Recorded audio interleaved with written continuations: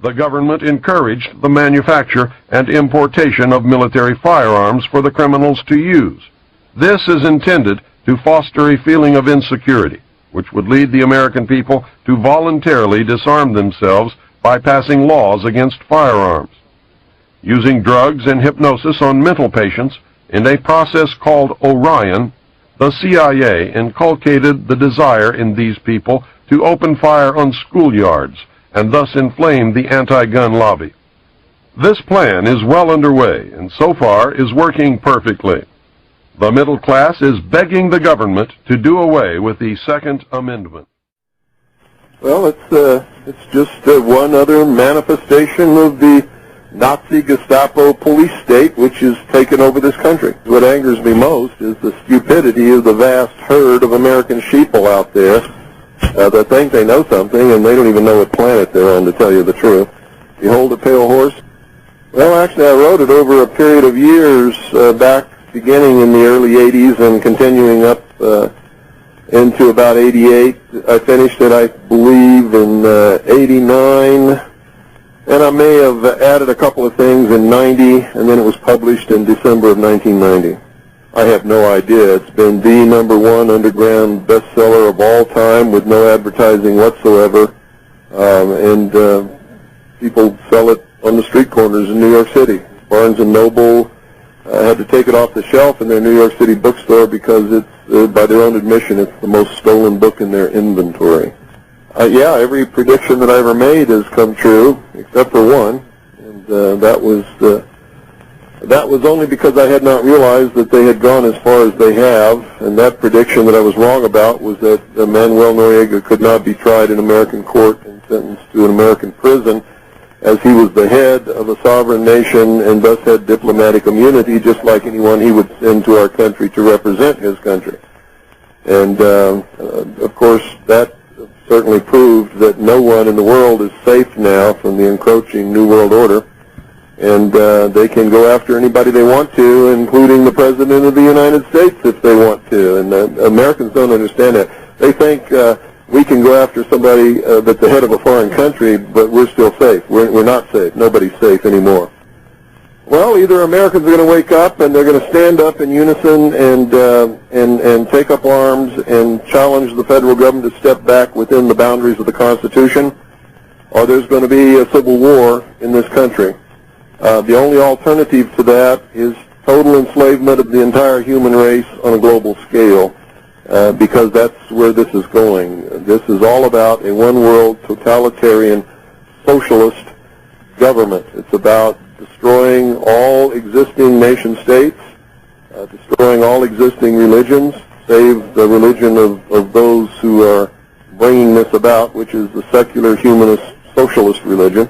The people whose ancestors came to the New World to escape religious persecution in the Old World stood and watched the Branch Davidians burn, including all of their children, all of their women, and they cheered and said that it was because they were a bunch of religious fanatics. I heard Christians say that. I heard Orthodox Jews say that. I heard Baptists say it. I heard Catholics say it. And to their shame, I have to tell them that they are not religious, moral people. They are stupid, ignorant sheeple who are on the verge of enslavement, and they're going to deserve exactly what they get. I have no sympathy for them whatsoever anymore. I used to cry big alligator tears for them in their ignorance, and I used to do everything I could to wake them up.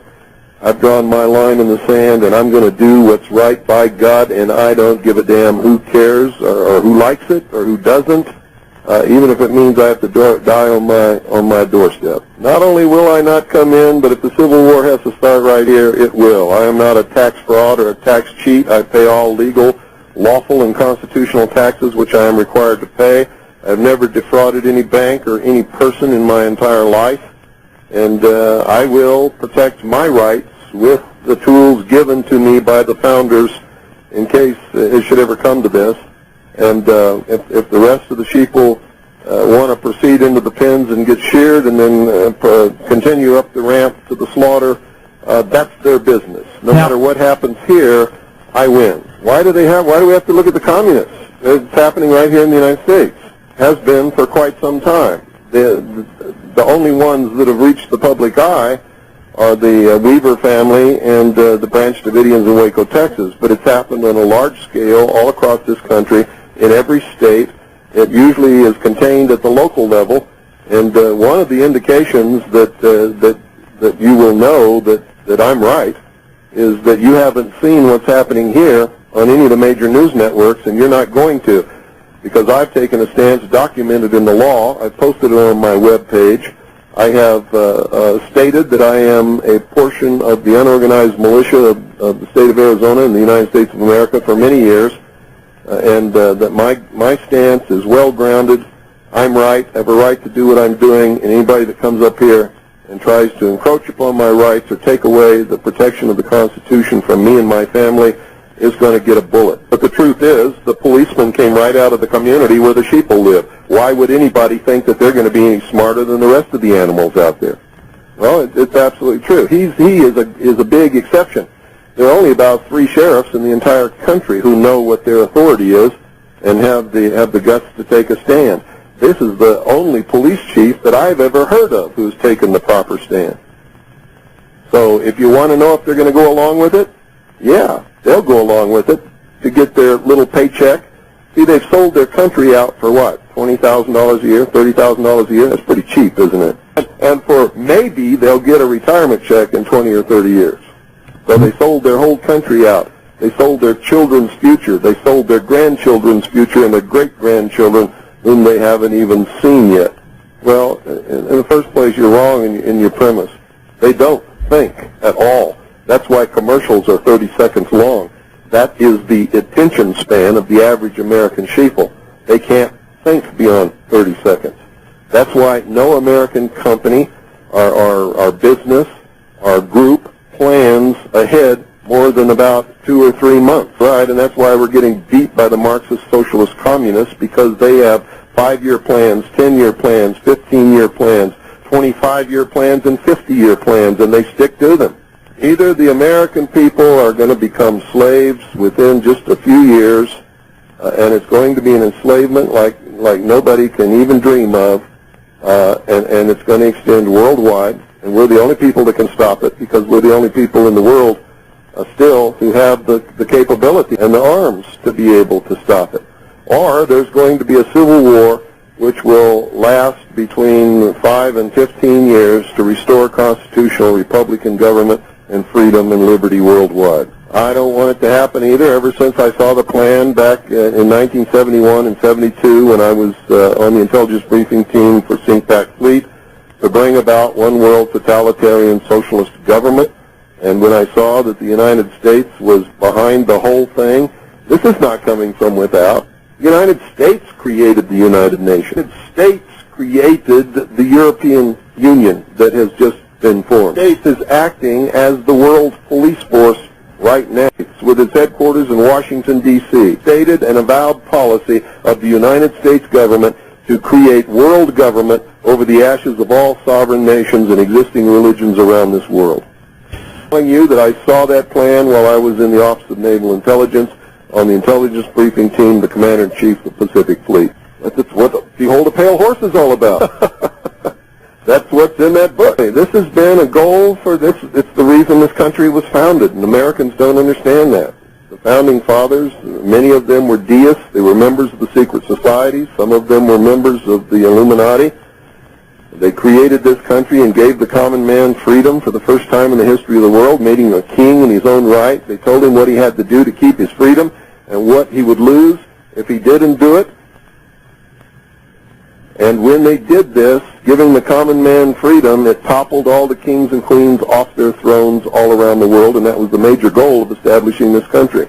If the common man could have been vigilant and maintained his freedom and not given in to the I want, and I deserve, and you got to feed me, and you got to do this, and you got to take care of me, and change my diaper, and wipe my butt, and get me a job, and entertain me, and all that kind of stuff, which always leads back into what they call democracy, which always leads into socialism, which end goal stated by Marx and Lenin is communism. Democracy is absolutely indispensable to socialism. Well, it shocked the hell out of me, but they thought I was one of them. It was an accident that I got in there. I'd been a member of the Demolay Society when I was 13 years old, only attended 3 meetings, and then my father was transferred to Japan. I never saw another lodge and never went to another meeting, and that was the end of that. When I filled out all my documentation for my top secret QSI security clearance, which was required to be able to work in the command center and on the briefing team at CINPAC Fleet, I didn't see DMLA on there, so I checked Freemason. And when I checked Freemason, that's what opened all the doors and got me the security clearance and put me in those positions to be able to see what I saw, and I think the hand of God was working when that happened so that I would be able to warn His people of what was coming. And I've been doing that ever since. I didn't see absolutely everything, but I saw enough to give me an edge and a vast head start on anybody that's ever lived before in the public sector that's not normally privy to this information. And I spent the last, well, ever since researching to find out what it all meant and where we're going. Well, because they know what's coming. They know that there's a hardcore group of American men and women who are devout, religious, moral people who love freedom and are dedicated to the concept of liberty and freedom and will fight to protect and defend constitutional Republican government against anything that comes along. And when that begins, it's going to be a terrible, terrible thing. I've spent most of my adult life trying to warn people or wake up enough people so that this did not have to happen, because I know it's going to be terrible. It means the public is stupid and they're already a hair's breadth away from total enslavement. If they had any brains at all, they would have said, no, I'm not taking that. And if you don't like it, that's tough. And all those businesses and all those driver's license bureaus and all those the revenue that it brings in for all those cities and counties would have just evaporated in smoke, and they would have backed down and said, okay, you don't have to do it. We'll do it another way. But they're too stupid to do that. They don't understand that the power in this country is the power of the people, and that they don't have to do anything that's outside the bounds of the Constitution. And the government can be held within the bounds, the restraints that the Constitution put upon it, that our founding fathers created so that the American people could never be enslaved. That Yes. Nobody could come and invade this country and enslave the American people. The only way it could be done is from within if the American people allowed it to be done. Well, let me give you a vision of the future. There will be no money. There won't be any driver's licenses. There won't be any insurance cards or anything like that. Everybody will have an account on a computer. Everybody will have a computer chip implant somewhere on their body that will access the computer. Everybody, when they go to work, will get so many credits for that work, and they can go out and wave their little computer chip in their hand or whatever it is under a scanner at the supermarket and buy whatever they've got credits to buy. And if they don't have credits, they got to stay home until they get some credits. What's insane about it is that the American people think that that would be convenient or that that would be good for them. It is the ultimate in-run goal to enslave the populace and to steal what's left that's not already stolen by the elite who are engineering and machinizing all of this stuff to make it come about. The goal of a debt-based economy is not to get caught stealing. And that's what they're doing, stealing the wealth and the substance and the nation right out from under us. And that's the only end result that can come out of a debt-based economy. And the only way that they can't get caught is if the people allow them to go to a cashless system. Then they can never get caught. But if they don't go to a cashless system, eventually the economy will collapse and they're going to get caught. They want to go to a cashless system, and that's why they ultimately have to. Anybody understands how this economy works and what the end result of a debt-based economy where the interest is never created or printed, and the way that it works, have to collapse, or they have to go to a totally cashless system in order that they don't get caught and are able to perpetuate the theft. The only way to keep it going until they do that is to keep creating more money, which creates more inflation, which devalues the value of what everybody is earning and making, and that's why everybody feels more and more strain every year and keeps sucking more and more out of the system through the bogus Internal Revenue Service income tax system so that they can keep from getting caught as long as possible. Well, they are 3-year-olds. That's their mentality. The average American has never had an original thought in his entire life, or her entire life. And if they're not told what to think, they cannot think. And that's the truth. Clinton didn't do anything except eliminate the deficit. You know how you eliminate the deficit? You either don't spend as much so that you stay within the bounds allotted by Congress, or you have Congress pass more allotments so that you can spend more than what you need to spend. Did not pay off the national debt, did not balance the budget. Have a deficit. A deficit is when you spend more than what you've been given. So when he says we got a zero deficit, that means absolutely nothing except Congress is allotting more money for the government to spend, because the government is not spending less. They're spending more than they ever have had. Well, ever since 1988, when I began telling the world, not just the American people, but the world, about Majesty 12, which is the plan to enslave the human race in a world totalitarian socialist government, the merger of the military of the United States and what used to be known as the old Soviet Union under NATO, which is occurring now, to create the world police force. Most people don't understand that NATO is an arm of the United Nations. It was formed auspices of the United Nations Charter and takes its orders from the Security Council.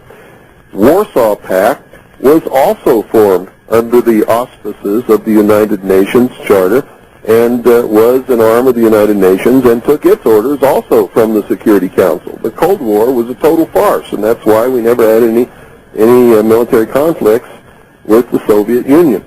Well, if they've passed a world court, how can they have a world court if there is sovereign nations? Because sovereign nations are not subject to any courts but their own. So how can they have a world court unless there's a world government to which sovereign nations have given up their sovereignty? Does the Constitution for the United States of America say that we are subject to the dictates or the jurisdiction or the rulings of a world court? Does it say that anywhere in the Constitution? No, that's wrong.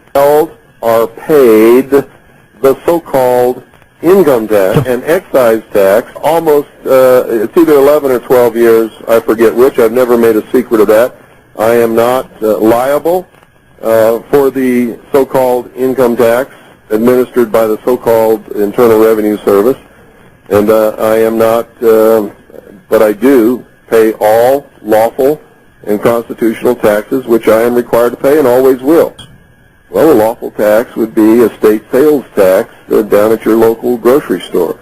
A lawful tax would be a property tax for which you paid for it with the fiat Federal Reserve notes instead of gold or silver coin. You can't pay off a debt with a debt.